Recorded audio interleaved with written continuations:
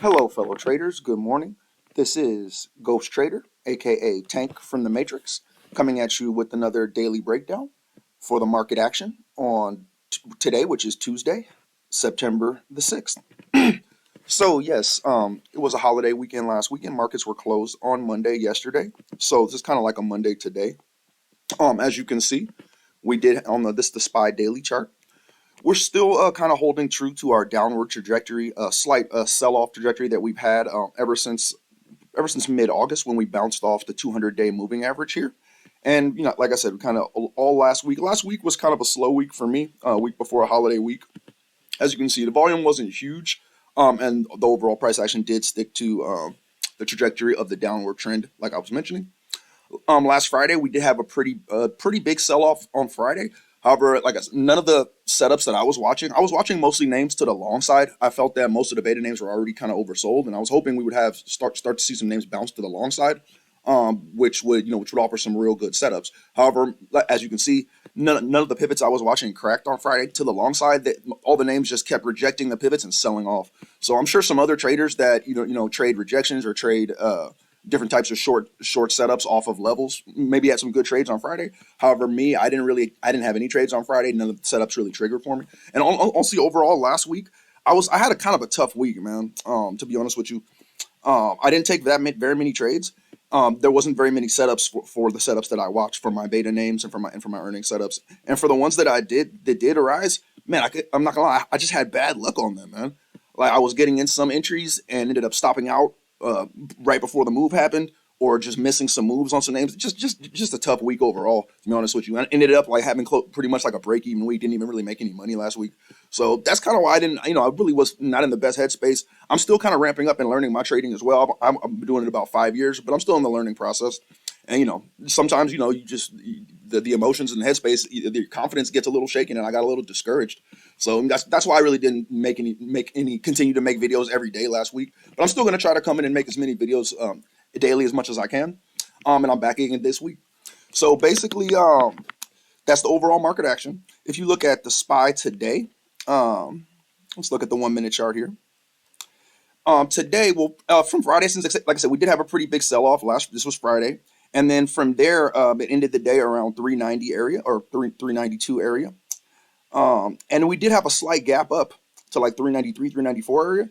But like I said, it wasn't that much to speak of. As you can see, as soon as the bell rang, it was pretty much an immediate sell-off with pretty much the whole first 30 minutes to the hour of the day was a nice sell-off actually, and offers some pretty premium action. I would consider this a semi-premium session, and I'll explain why in a few. I'm gonna make this video much shorter. I'm gonna try to keep my videos like 5 to 10 minutes max from now on, just in the interest of efficiency. So yes, but like I said, as soon as SPY opened, we did have some pretty decent volume. Like I said, it's not crossing my threshold consistently, but there's a couple of spikes above my threshold, especially right here. And the SPY had a pretty decent sell-off with almost no bounces at all, just pretty much a straight clean sell-off, which brought some actions into some of the names that I was watching. Some of the names were a bit choppy. They did sell off, like for instance, Shopify, RBLX did sell off, but they were a bit choppy. However, I've caught a very nice trade on my number one watch, which was Google, which had a relative. I mean, Google, it always trades pretty choppy. Doesn't make the cleanest of moves, but for Google, it made a pretty, before being what it is, it made a pretty clean move today for being Google. Granted it's Google, but anyway. So as you can see, this is the action now. Right now, it's barely even 11 a.m. I'm gonna make a video pretty early because the action is pretty much over. We had a pretty much decent sell-off, and then it pretty much recovered. I'm assuming it's going to pretty much chop around in the range for the rest of the day as volume dies off. Like I said, it wasn't a huge premium session, but this little sell-off action in the first hour of the day did bring some premium action in some individual names. So that's why I would classify it as a semi-premium session today. And luckily I was able to get a pretty good trade on Google, a couple trades actually. I traded the common shares as well as the puts. And had a pretty solid green day. So getting some confidence back on the saddle. Happy to do that. So as we can look at Google right now. Let's just look at Google first. Yeah. So what was my schedule? I was going to talk at did that overall. Let's look at. I'm trying to keep it in 1 minute, less than 5 minutes. Google will do that, and then we'll look at the other names and final thoughts. Okay. Oh yeah, semi-premium session, like I said. Okay. So let's look at Google. So let's look at the daily chart. Let's do. I want to keep it pretty short, but Jesus, come on, man. Let's look at the daily chart just to show you where this pivot level is at real quick. So if you look at the daily chart, right? Google, it's been trading in this little range between 111 and around 108 for about the past 5 or 6 days. And this is last Friday and last Thursday, it did a pretty big clear rejection from this 107.25 area, this 107.30 area, as you can see. And it's not 107. It's clearly not 107. You have to be very specific about these levels. They're not exact levels, they're areas. But you know, there, especially on a name like Google, Google doesn't have the biggest range. Google will only move like 50 cents to a dollar, give or take, and that's actually a good move for Google. So you got to be pretty specific with these ranges. This range was about 107.20 to 107.30 area, maybe 107 like 107.20, 107.30. It's like a 10-15 cent range. You can't get too broad with these ranges. You got to get pretty precise with what you're doing if you want to trade. So yes, as you can see, it's like not at 107. The pivot level is here at 107.20, 107.30. Why is this a pivot level? Because it rejected what we could say rejected, or you could say bounced. But the price action tested this level and reacted drastically. Once here on Thursday, the 1st of September, it bounced from that level, and again on Friday, the 2nd of September, tested that level again and bounced again. So that is the definition of a pivot level when you have at least two reactions or two rejections or two bounces, rejections of that level on the daily chart, 2 or more. 2 is the minimum, but the more you have, the stronger of a pivot level it is. Like sometimes a pivot level can be established for months. It can be rejected or can be tested and held many times, like dozens of, usually not that many, but it can be 5-10 times or more. Sometimes, most of the time, it's usually only 3 to 5 times. And that's still a strong level. But like I said, even 2 here, if it's this clear, as you can see, it's very clear. And also when it's pretty clean chart as well, as you can see below this level, we didn't have much. We did have a little Bollinger Band here, but not much to get through. So it's a pretty clean chart, had about $1 of window. So when we have that, that's a clean setup. This clear pivot level, clean setup. All right, because I'm already taking too much time. But if you get into the action today, like I said, so I was watching this level. It started to crack the level in pre-market right before the open. So that's what made this one of my primary watches today was Google, Shopify, RBLX, Apple, and these were my secondary. Apple, UPSD, and Roku. Primary was Google, Shop, and RBLX. I traded all 3 of these, to be honest with you, and I traded Apple as well. But the big trade was on Google. The rest of them were very small, like very small trades, small size, and I stopped out break even almost. And I should have taken profit. But anyways, so on Google, the pivot level is 107.30 area. It cracked here right before the bell. So as you can see, this is clearly a new low below the pivot, and then it reacted again. So that makes this the second entry level. I had all these lines in the chart before, but I deleted them. I just decided to make this video now, but we'll just make it gray in the interest of So this is the second entry level. I was watching this level. Google, it had a little bit of strength at the open. I wasn't sure it was actually going to crack at all. But when, like I said, once the selling came into this, I actually traded. I got into some Shopify and RBLX short before this in the first 15 minutes of the day, and didn't execute them that well, but decent. I'll get into that later. I'll go over them quickly. But anyways, at about 6:47, 9:47 Eastern. I'm on the West Coast here, but it tested that level again and bounced again, as you can see. That second entry level, which is now about 107. So that tells me this is definitely for sure the second entry. As you can see, like this was the pivot. It cracked once, rejected. You want to see it make a new low and then bounce again. That creates a second entry level. Now, pre-market, you're not 100% sure because look how little volume this is. You want to see it do it on volume. Pre-market, there's not really enough volume. So yes, it did it, and yes, we watched this level. But to have this second confirmation of that level, it makes it even better. Makes this an even better setup. Now this is starting to look like an actual not a premium setup because Google's a little oversold, but close to a premium setup. Like this is a setup that I had to trade. So yes, but keep in mind, still did not crack, but it confirmed the second entry level. Now I know, like when it cracks, now I'm like 80-90% sure when this thing cracks, it's gonna go. It's gonna go for at least 50 cents because it's, if it was Tesla, I'd say it's gonna go for at least $5, but it's Google, so it's gonna go for at least 50 cents.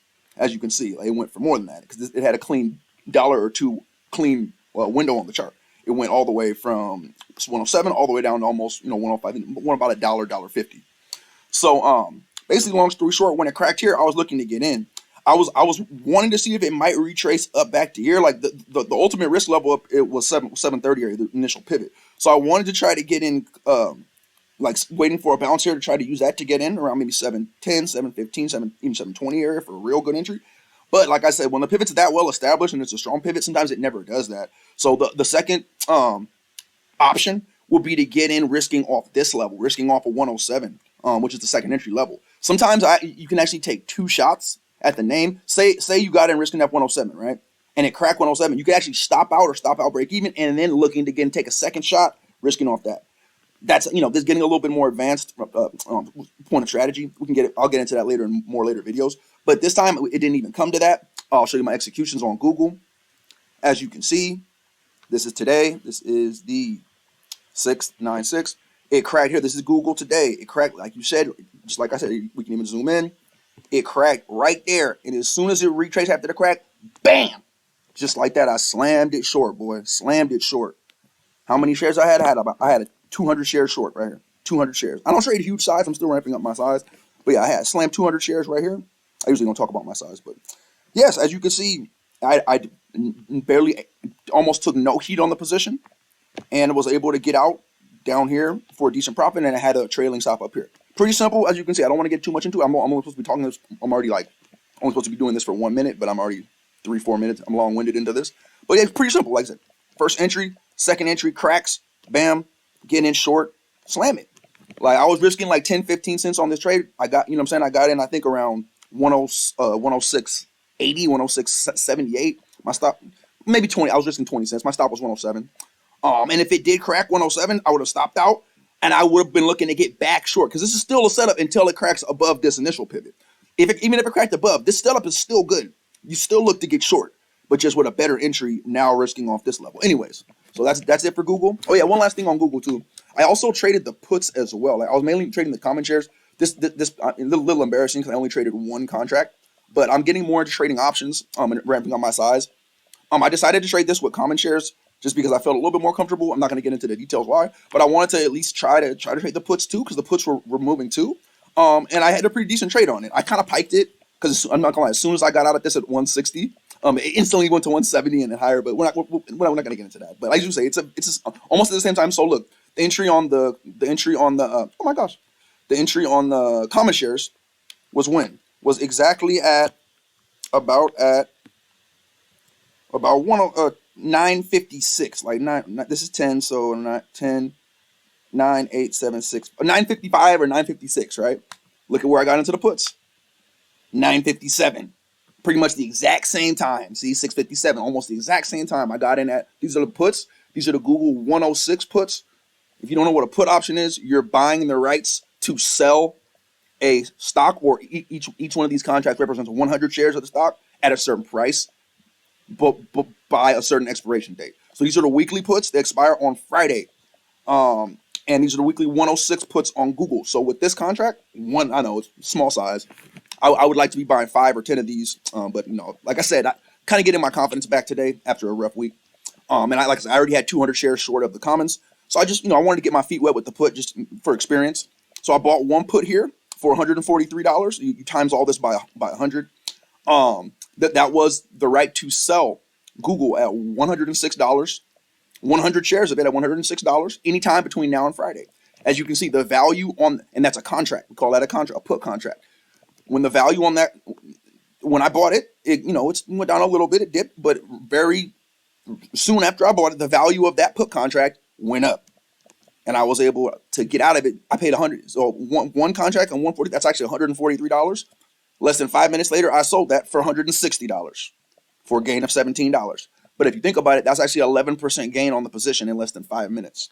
$17 doesn't seem like much. Like I said, I made much more on the 200 share short that I had. But if I bought 5 or 10 of these, that could be some money. And I'm still ramping up my size with options. So just wanted to share that with you guys too. And that is Google for the day. Other than Google, I had, let me see, like I said, a couple of names, and then I'm gonna wrap this video up. A couple other names I did trade today while I was watching. I traded this RBLX. I got into the RBLX, and same thing happened on Shopify. I got into this, it cracked the pivot, but I'll make this bigger for you guys. RBLX, this RBLX worked, but it was kind of choppy, and I was hoping for a little bit more out of the move, so it cracked the pivot. I was able to get a good entry around here, risking off this level, and I should have taken profit over here. Should have taken profit. I was in at like um 36.20, 36.30. And I had like over 50 cents of 60 cents of profit over here. I should have taken it, but I was hoping it would at least test 35 area. It never did. So I ended up getting out close to break even up here, or taking a small loss in a position. Unfortunately, basically break even, paid like commission, basically more commission. So unfortunate. I was hoping for a bigger move. I was in with I only had 100 shares short. I was in with small size. There's really no point in trading such small sizes. I was kind of just trying to get my confidence back on the day. But yeah, that's what happened. And very similar thing happened with Shopify too. Shopify made even. Dude, Shopify's been getting on my nerves lately, man. I'm not even gonna lie. Like, it was making great moves a couple weeks, like 2-3 weeks ago, and recently it just has not been the one at all. Like, but anyway, hold on, where was the pivot on this? Oh yeah, there we go. I'm tripping. I'm looking at the wrong day. So the pivot on this, the same thing. You see, pivot on that's cracked the pivot, but it like made a big, didn't not really much of a retrace, real big spike down, and then all the retraces it did make were kind of choppy. I was, like I said, I think I was able to get in somewhere like, where did I get in on this?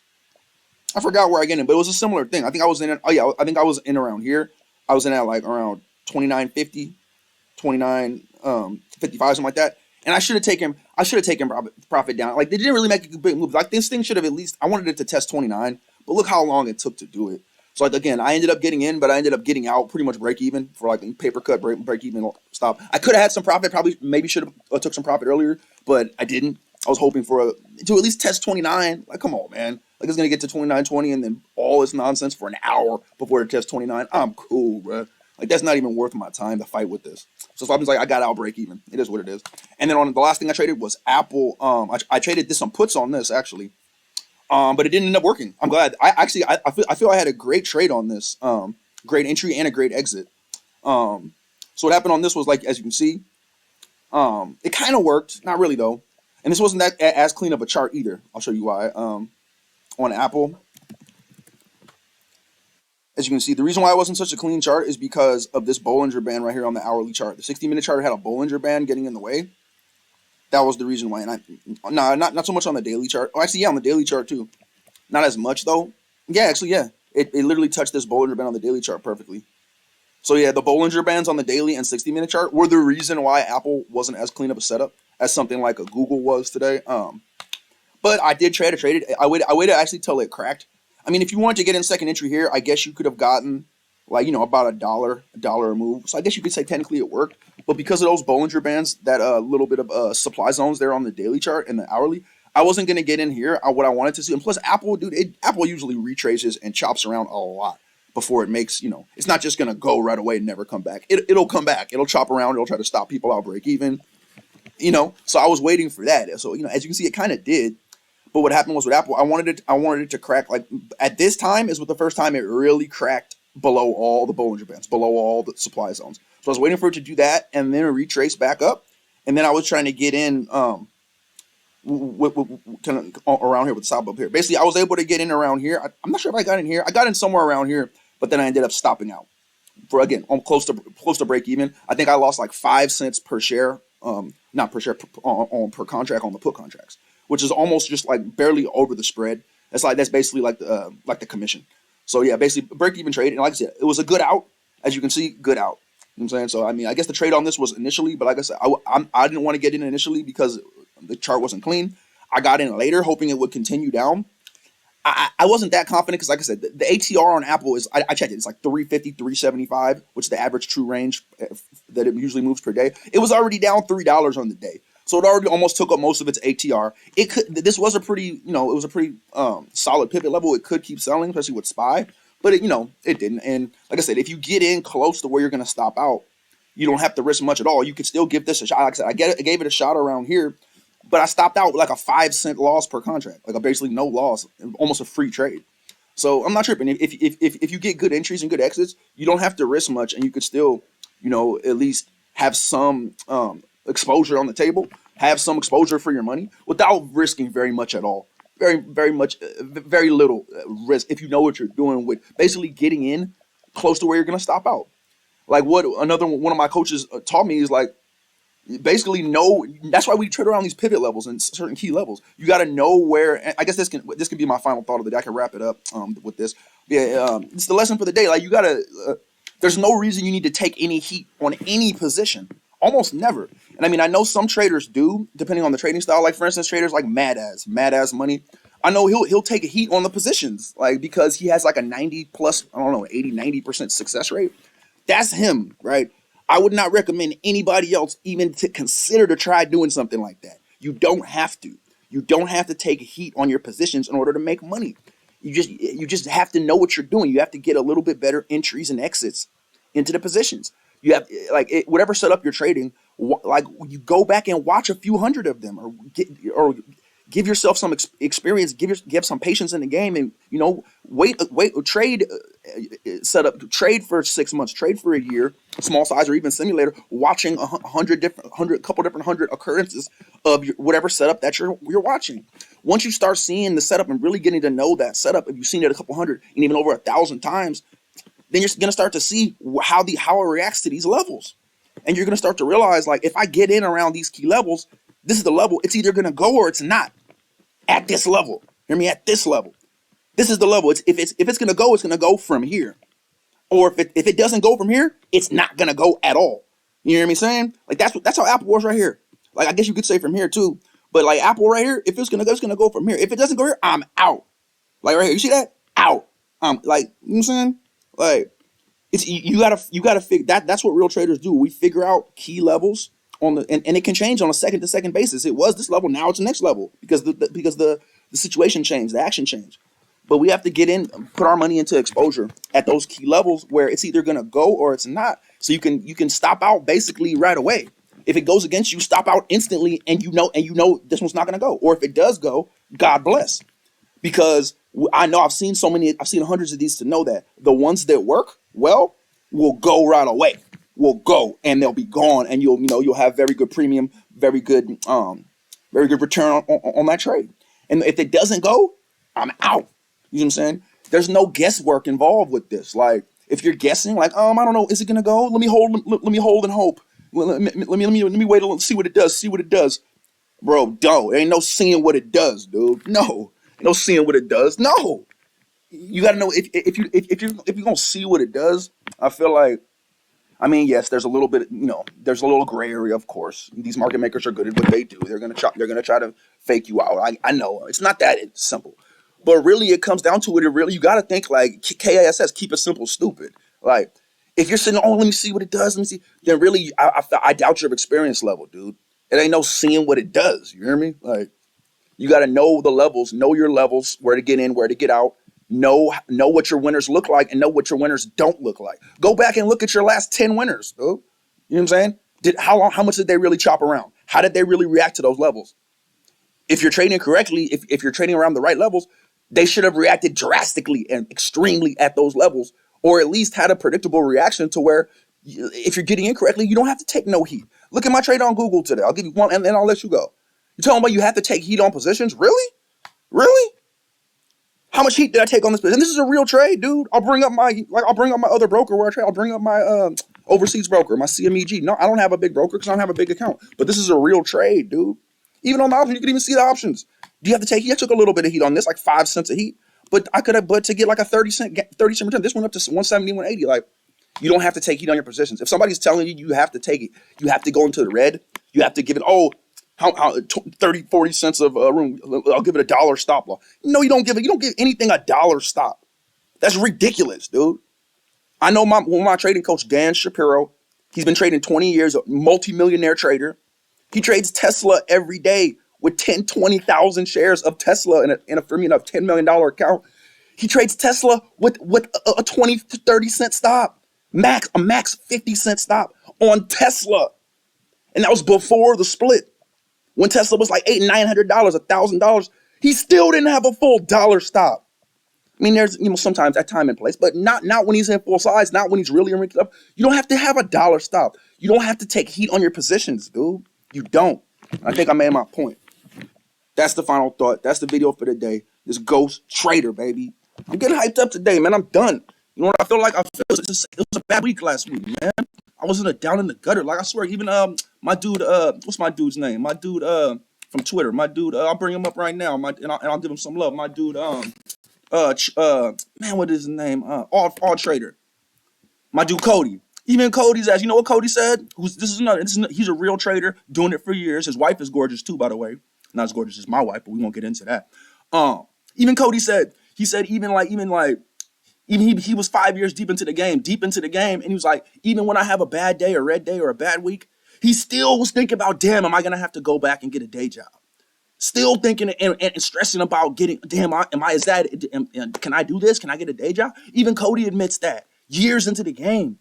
So this is a mental game, man. This game ain't easy. It ain't for the faint of heart or weak of stomach. You know what I'm saying? Yeah, I had a bad week last week. My confidence was rattled, not shattered, but rattled, and I was in a bad headspace. I was losing a little. I was anxious, a little anxiety. But man, you know what? Hell no, I'm back today, baby. You got me twisted up, man. 11% gain in 5 minutes. Google put options. No, saying no, you don't have to take heat on a position. No, you do not. Hear me? Know your levels. Know your risk reward. Don't take heat. You know what I mean? Make heat. Make it rain. There you go. Love y'all, man. This is Ghost Trader signing off for the day, man. Good best of luck. I should try to come back tomorrow, or at least a couple more videos later this week. Talk soon.